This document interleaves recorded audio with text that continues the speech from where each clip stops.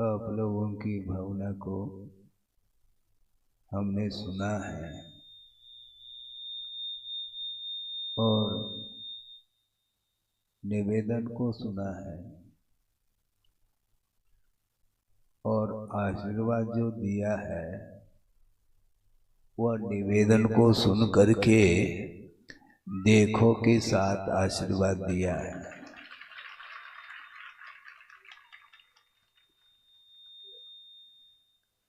यह परंपरा है गुरुदेव की, क्योंकि भविष्य किसी के दृष्टि में नहीं आ सकता। यह परिवर्तन यह वस्तु का स्वरूप है।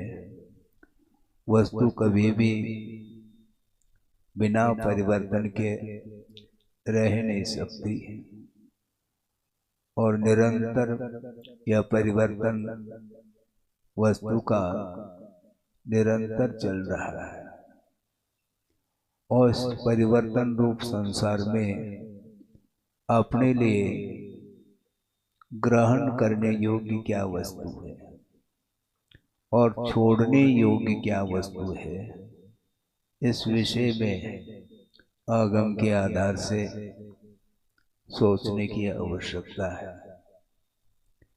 कि छोड़ने के लिए क्या वस्तुतः देखा जाए, जानने के लिए तीन लोक है। जानने के लिए तीन लोक है और छोड़ने के लिए तीन वस्तु है, राग, द्वेष और मोह। ये अभी तक नहीं छूट पाया अथवा नहीं छोड़ पाए। इसलिए जो छोड़ने योग्य वस्तु है उसको छोड़ने के लिए हमें निरंतर पुरुषार्थ करना होगा। ग्रहण करने योग्य क्या है, ग्रहण करने योग्य क्या है, प्राप्तव्य क्या है, इस ओर भी हमें ध्यान रखना होगा। ग्रहण करने योग्य पराई वस्तु नहीं हो सकती। ग्रहण करने योग्य जो वस्तु है वह पराई नहीं हो सकती, किंतु स्वयं को ही प्राप्त करना है स्वयं के द्वारा और स्वयं में रह करके, आत्मा में रह करके, आत्मा के द्वारा ही आत्मा को प्राप्त करना है, कुछ और प्राप्त नहीं करना।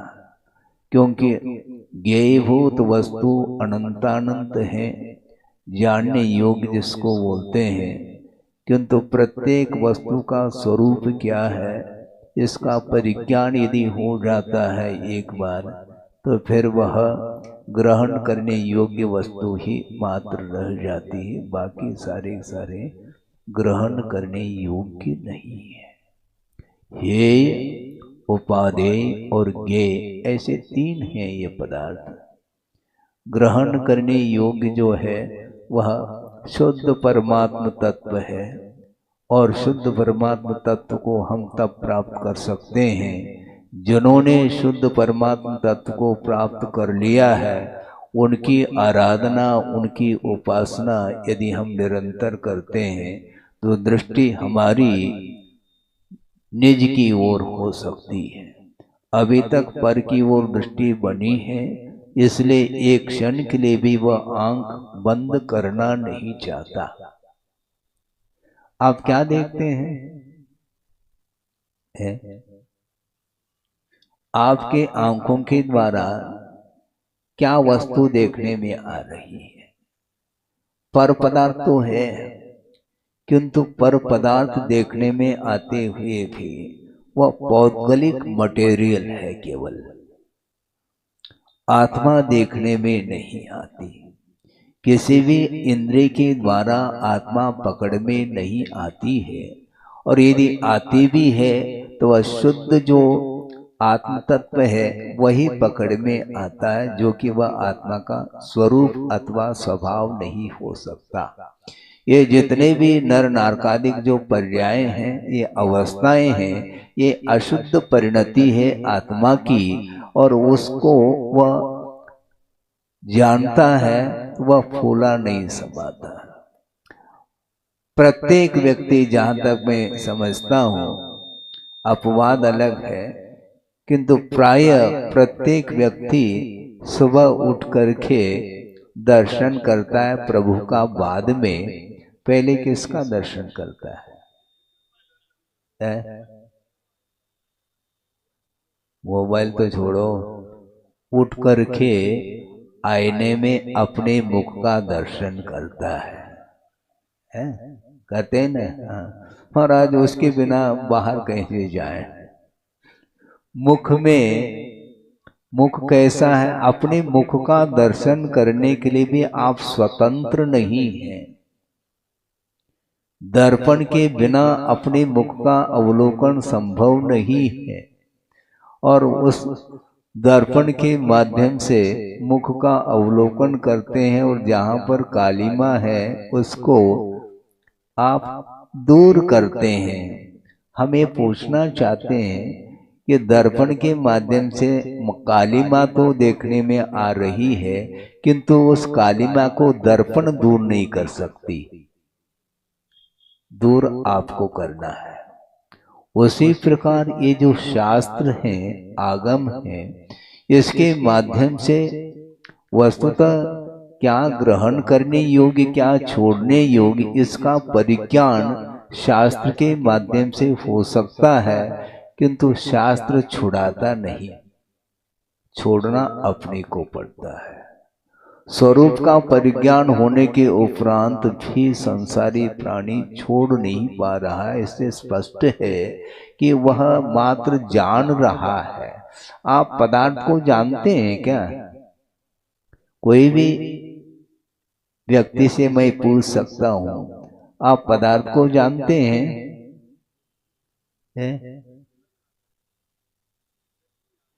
दृष्टि में पदार्थ आ रहा है क्या? यही तो पूछना है। बहुत कठिन है, वस्तु को जानना बहुत कठिन है। आप वस्तु को जानते हैं, किंतु जानते हुए भी इष्टानिष्ट के रूप में जानते हैं। आपका ज्ञान वस्तुतः वस्तु से प्रभावित है। वस्तु को जानना, मात्र जानना बहुत कठिन हो जाएगा। या तो संसारी प्राणी हर्ष विषाद के साथ जानता, अथवा इष्टानिष्ट के साथ जानता, अथवा मेरे तेरे के रूप में जानता है। यह जानना नहीं माना जाता है। जैसा वस्तु का स्वरूप है उसको उसी रूप में जानना चाहिए। एक प्रसंग आपके सामने रख रहा हूं, बहुत पुराना प्रसंग है। ये सारे प्रसंग गुरुदेव के सामने, उन्हीं के माध्यम से हमें प्राप्त हुए हैं। एक बार प्रवचन कर रहे थे गुरुदेव, और उन्होंने प्रवचन के पूर्व में थोड़ा सा इशारा किया था घड़ी, तो उन्होंने घड़ी ला करके रख दी और पीछे जा करके बैठ गए। और प्रवचन जब पूर्ण हो गया तो वह व्यक्ति तुरंत आया और ले गया, जबकि उस घड़ी से गुरुदेव का जो संबंध है बहुत निकट संबंध था। इसके उपरांत भी उतनी दूर जो बैठा है अंतिम पंक्ति में, वह आकर के घड़ी को लेकर के गया। क्यों ऐसा? क्यों? घड़ी को जानते कि नहीं? घड़ी को तो घड़ी के रूप में जानो ना। उसका जो स्वामी है, यह मोह का परिणाम। वस्तु को, घड़ी को घड़ी जानना ये तो मात्र ज्ञान कहलाता है, किंतु उसके प्रति जो स्वामित्व भाव है यही मोह की परिणति है। इसके कारण ही आत्म तत्व छूट जाता है और पर वस्तु हाथ लगती है। हमारा ये कहना है, वैसे तो आप लोग स्वाध्याय आदि करते होंगे और करना चाहिए, कि आगम में वस्तु का स्वरूप किस प्रकार प्ररूपित है उस पर ध्यान देने की आवश्यकता है। हम किसको सजा रहे हैं? हम शरीर को अलंकृत कर रहे हैं, जबकि शरीर सप्त धातु में है, उसको समुद्र का पानी भी कम पड़ेगा, उसके माध्यम से शरीर कभी भी स्वच्छ निर्मल नहीं हो सकता। इसलिए एक श्लोक आपके सामने रख रहा हूं, आगम में वह आया है कि आत्मा को नदी की उपमा दी है। आत्मा नदी संयम तोय पूर्णा, आत्मा नदी संयम तोय पूर्णा, सत्यावहा शील तटा दयोर्मी, तत्राव गाहम कुरु पांडु पुत्र, नवारिना शुद्धति चांतरात्मा। अंतरात्मा कभी भी वारी अर्थात जल से शुद्ध नहीं हो सकती। इसलिए कहां पर अवगान करो हे पांडुपुत्र, पांडवों के लिए यह संबोधन है कि आत्मा ही नदी है, उसमें अवगान करने का पुरुषार्थ करो। और वह नदी, आत्मा को नदी की उपमा दी है। नदी में पानी भी होना चाहिए, तो संयम तोय पूर्णा, संयम रूपी तोय अर्थात जल से वह नदी परिपूर्ण है। तो नदी है तो जल है, तो संयम रूपी जल से वह नदी, और सत्या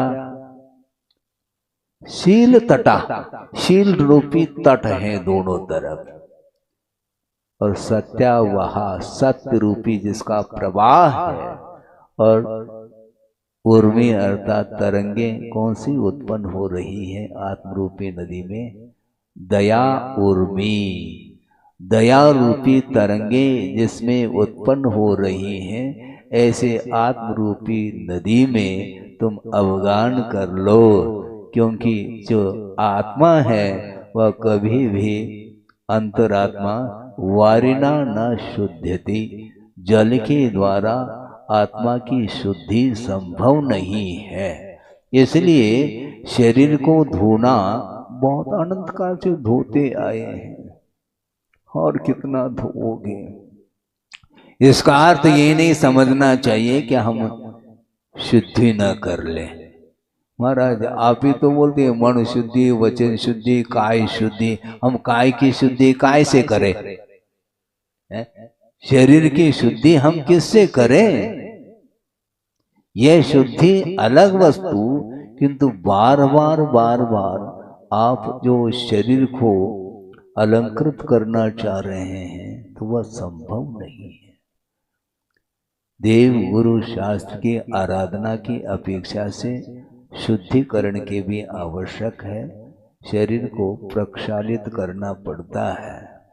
मल विसर्जन करते हैं तो उसके उपरांत भी शुद्धि होती है। स्नान आदि क्रियाएं आप लोग करते हैं, उसका निषेध नहीं, किंतु वस्तुतः देखा जाए ऐसे ऐसे वस्तुओं का इस्तेमाल करते हैं शरीर के शुद्धिकरण के लिए, उसकी कोई आवश्यकता नहीं है।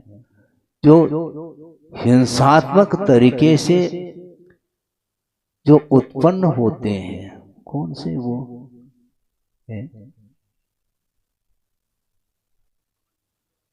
अशुद्ध है ना, तो वही खरीदते हैं ना। साबुन है, हमाम क्या क्या क्या बोलते हैं आप लोग, वो सब क्या है? वो लाइव बॉय में सुना था हमने। ये सब क्या है? शैम्पू है, क्रीम, पाउडर, लिपस्टिक, वो ये सब, ये सब क्या है? इसका प्रोडक्शन, इसका उत्पादन किससे होता है? सुना तो हमने भी है। ऐसे ऐसे जीवों का उसमें घात हो जाता है, उसके माध्यम से वो सारी चीजें बनती हैं, और बनने के उपरांत वह आकर्षण सामने आता है और आप लोग खरीद लेते हैं और उसका उपयोग कर लेते हैं। उस समय ध्यान नहीं जाता है। स्वाध्याय करते समय तो बहुत कुछ बातें हम पढ़ लेते हैं, सुन लेते हैं, समझ लेते हैं, किंतु जो जीवन में जो उपयोग में आ रही हैं तो उनकी ओर दृष्टि भी तो रखो। एक जीव का घात हो और उसके माध्यम से हम अपने शरीर के लिए उसका उपयोग कर लें तो हमारा जीवन कैसा चल रहा है। इसके उपरांत भी वह धूमिल हो जाता है। कर्पूर है, कुमकुम है, चंदन है, आदि आदि, ये जितने भी सुगंधित वस्तु हैं, इन वस्तुओं के संपर्क में, किसके संपर्क में, शरीर के संपर्क में आकर के ये सारे सारे सुगंधित वस्तु दुर्गंधमय हो जाती है। इसके उपरांत भी शरीर के प्रति इसका जो लगाव है ये अनंत कालीन लगाव है। सुनना बहुत अच्छा, सुनने में तो बहुत अच्छा लगता है, क्या प्रवचन है महाराज आपका, गजब हो गया, अच्छा ठीक है। उसके बाद भी जीवन किस रूप में चल रहा है अपना, पर्सनालिटी की बात करते हैं। शरीर पुष्ट हो जाता है तो मन भी पुष्ट हो जाता है, मन प्रफुल्लित हो जाता है। इसको बोलते मोह का प्रभाव है। वह शरीर चाहे दुबला हो, चाहे पतला हो, चाहे मोटा हो, कुछ भी हो, लेकिन शरीर की ओर दृष्टि जाती है। सम्यक दर्शन उत्पन्न होने के उपरांत भी यह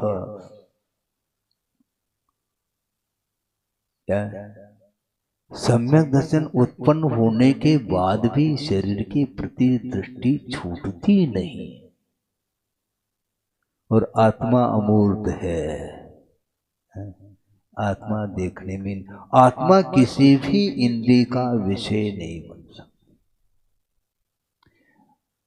इंद्रिय के माध्यम से जो वस्तु पकड़ में आ रही वह केवल शरीर देखने में आ रहा है, और उसमें यदि कुछ गड़बड़ी हो गई फिर देख लो क्या स्थिति बनती है, वो डिप्रेशन में चला जाता है। कोई रोग हो गया तो टेंशन में आ जाता है। ये सब क्या है, ये साधना बहुत कठिन है। निरंतर साधना करते हुए भी उसका किसी भी पल में, आप लोग बोलते हैं ना, ध्यान से सुने, किसी भी पल में वैराग्य उपज सकता है, तो किसी भी पल में वैराग्य विनाश को भी प्राप्त हो सकता है। ये उतना ही सत्य है।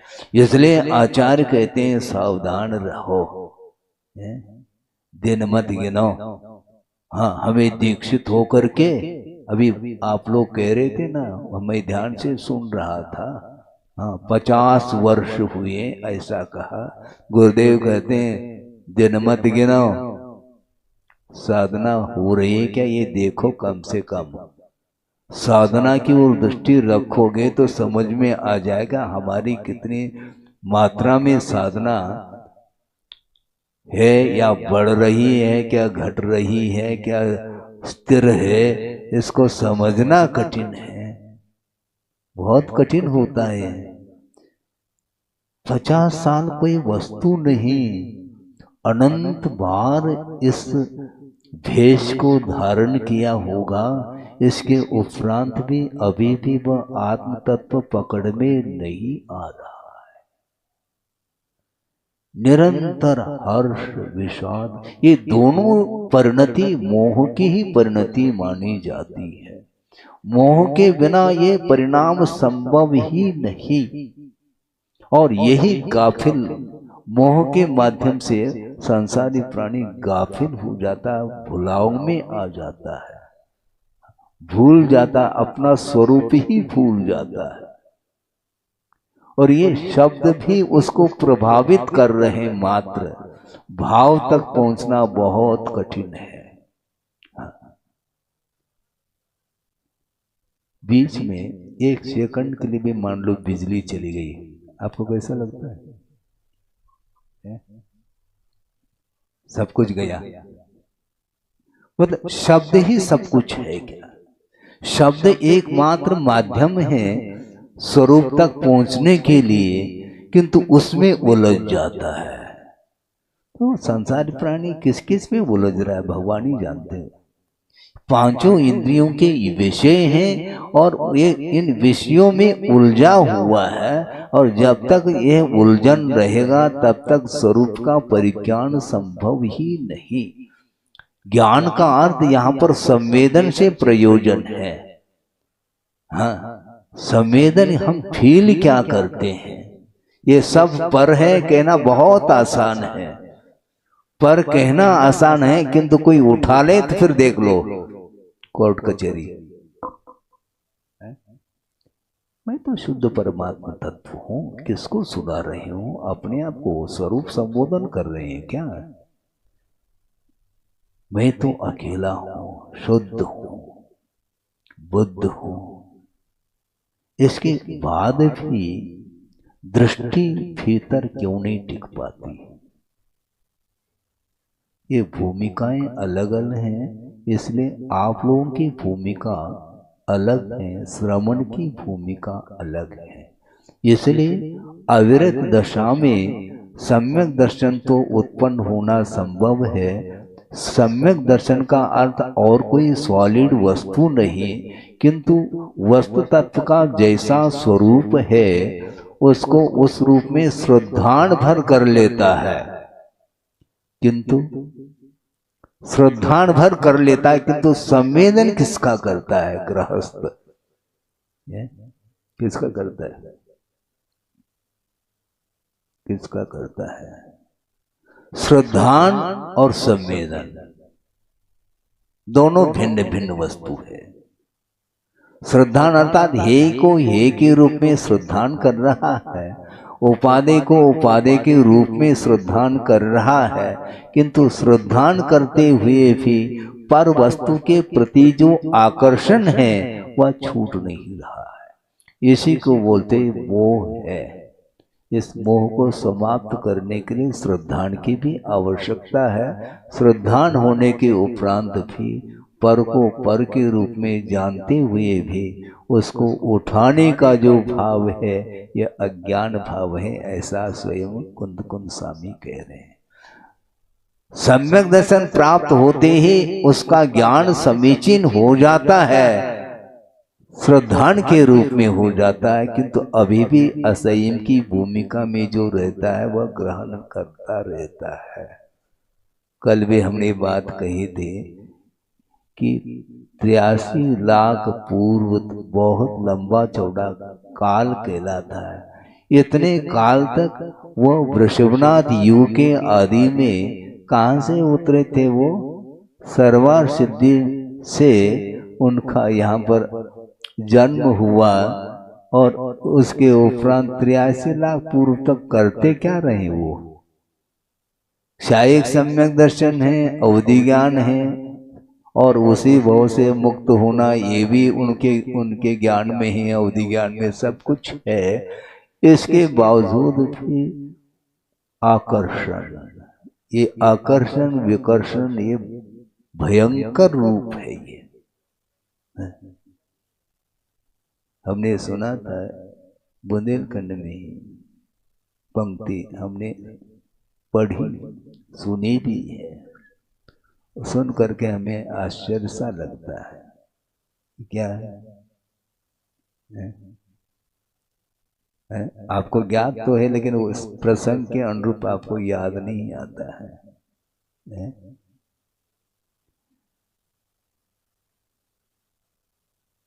वो ये है, स्मरण हमें भी समय पर आ जाए।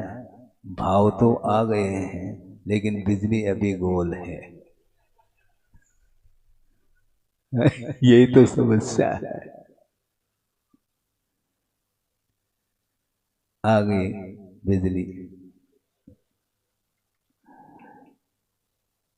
चक्रवर्ती की संपदा, इंद्र सरी के भोग, और काक बीट सम गिनत है। कौन? सम्यक दृष्टि लोग। ये लिखा हुआ था, हमने पढ़ लिया। किंतु काक बीट का अर्थ काक का जो बल है उसके समान वह जानता है कौन सम्यक दृष्टि। तो आप क्या जानते हैं? आज सम्यक दृष्टि नहीं है क्या? हम तो स्पष्ट रूप से मन से घोषणा करना चाहते हैं आप सब सम्यक दृष्टि हैं।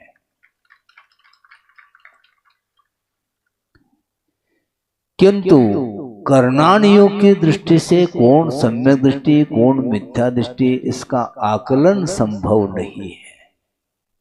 किंतु वस्तुतः आप सब लोग सच्चे देव गुरु शास्त्र की उपासना करने में तत्पर हैं। ग्रहित मिथ्यात्व समाप्त हो चुका है और अग्रहित मिथ्यात्व है क्या नहीं ये अलग विषय है। किंतु चरणानुयोग की पद्धति से देव गुरु शास्त्र की आराधना या उनको छोड़ करके अन्य सरागी देवी देवताओं की उपासना आप लोग नहीं करते हैं। इस अपेक्षा से सम्यक दृष्टि तो है, किंतु वह काक बीट सम गिनत है सम्यक दृष्टि लोगों। कौन सा सम्यक दृष्टि है? चक्रवर्ती की संपदा। तो चक्रवर्ती को वैराग्य हो जाना चाहिए था। संपदा तो उसी के पास है ना। 84 लाख हाथी, आपको ये हाथी देखने को नहीं मिल रहा है बारात में। 84 लाख और 18 करोड़ घोड़े बता रहे हैं, एक से एक सुंदर बिल्कुल।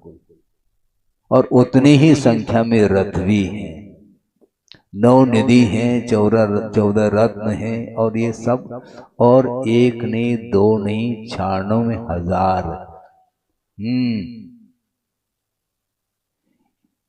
ये वैभव उसके पास है क्या? नहीं, चक्रवर्ती की बात उसी की संपदा है, षटखंड अधिपति है और वह सम्यक दृष्टि है और सम्यक दर्शन भी क्षायिक है उसके पास।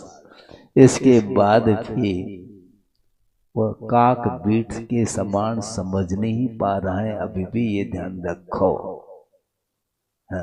काक बीट सम जिस समय गिन जाए वो, तो फिर वह रुक नहीं पाएगा वहां पर। सोचो, पर ये किसकी दृष्टि में इस प्रकार प्रतीति में आ जाती है?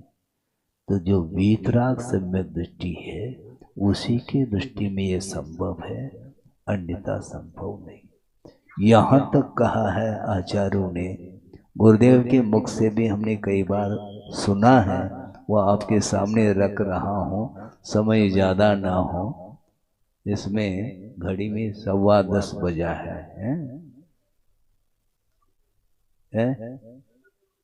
पता नहीं, फिर भी 10:15 कह रहे हैं। पता नहीं तो फिर 10:15 कैसे कहोगे? मैं ये कह रहा था, क्या कह रहा था? गुरुदेव का ये कहना है कि श्रवण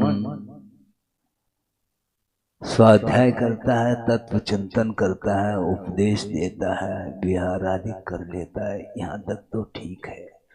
किंतु श्रवण जिस समय आहार की क्रिया को संपन्न करता है उस समय भी उसकी निद्रा जारी रहती है।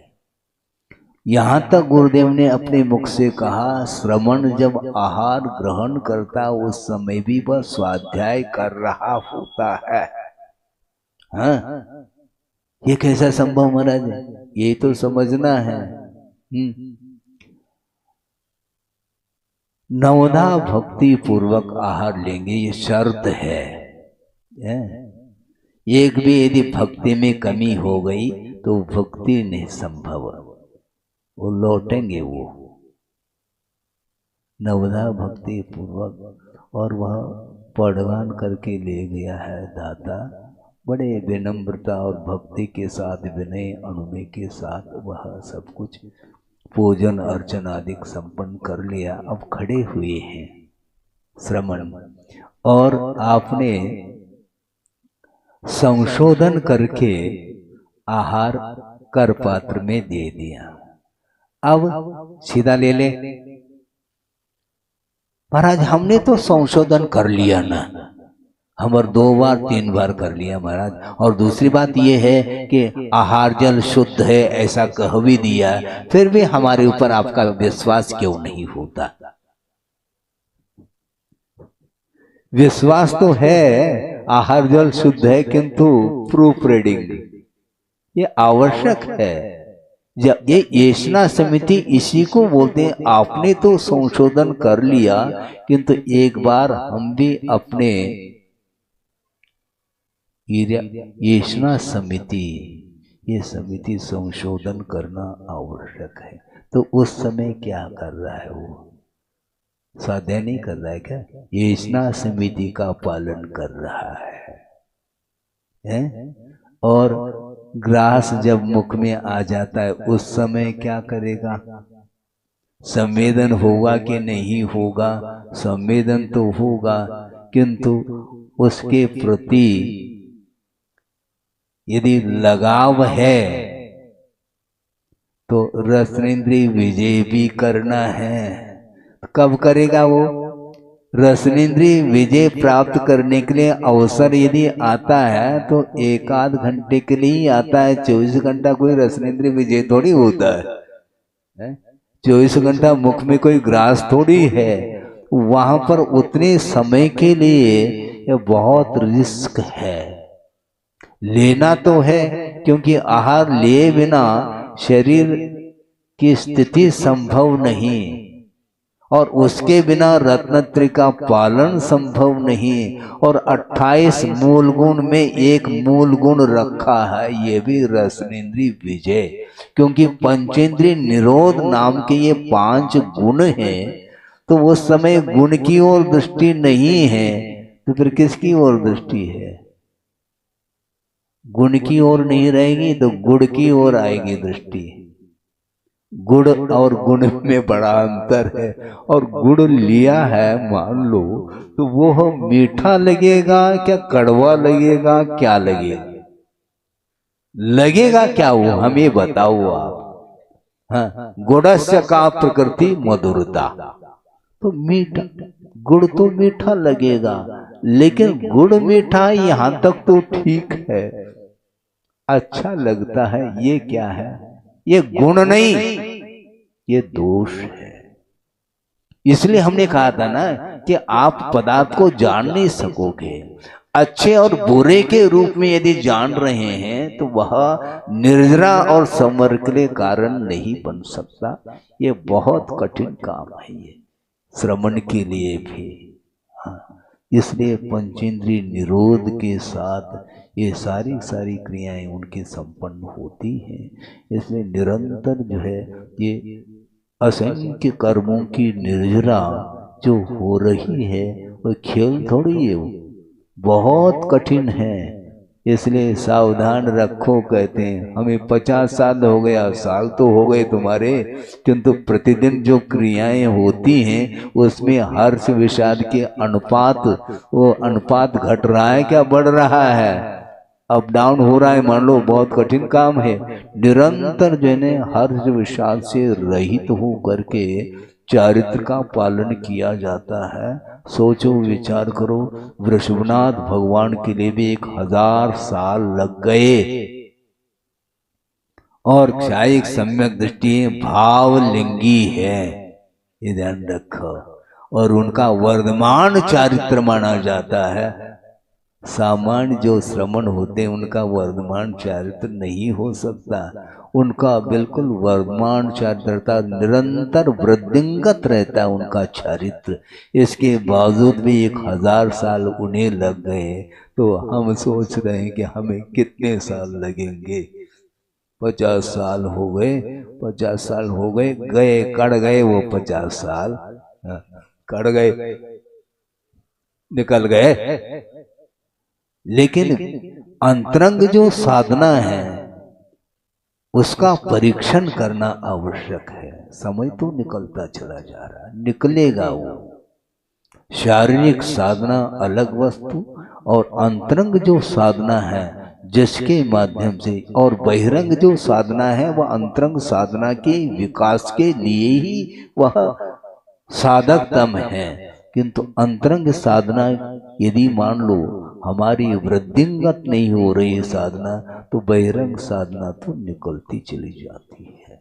पूर्व कोटि तक साधना करने के उपरांत भी केवल ज्ञान हो, ये अनिवार्य नहीं है।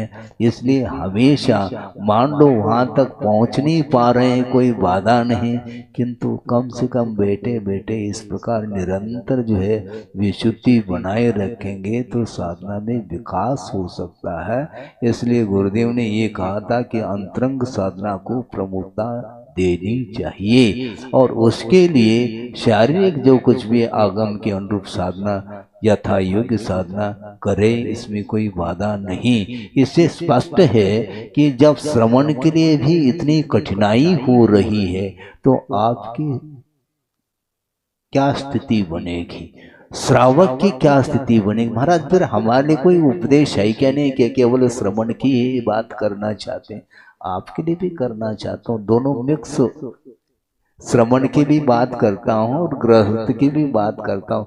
आप लोग समय पर और मिल जाए समय, अभी तो 10:30 बजने को है, इतना ही पर्याप्त समझता हूँ, क्योंकि ये विषय चलेगा, ये रामायण बहुत लंबा चौड़ा है ये। हाँ, इसलिए तो महाराज हम लोगों ने कहा शीतकाल की स्थापना कर लो। जोरदार तालियां बजाइए। सुनो, ताली नहीं बजाओ, इसलिए आपका कह रहे ना महाराज, ये बहुत रामायण है, एक दिन में तो होना नहीं है, इसलिए कछु तो परसो हमें। ये कैसे परोसेंगे, उसको बहुत समय लगेगा, क्योंकि स्वाध्याय निरंतर करेंगे तो भिन्न भिन्न प्रसंग, भिन्न भिन्न विषयों पर ये सारा वस्तु तत्व का विश्लेषण आगम में बहुत अच्छे ढंग से किया है।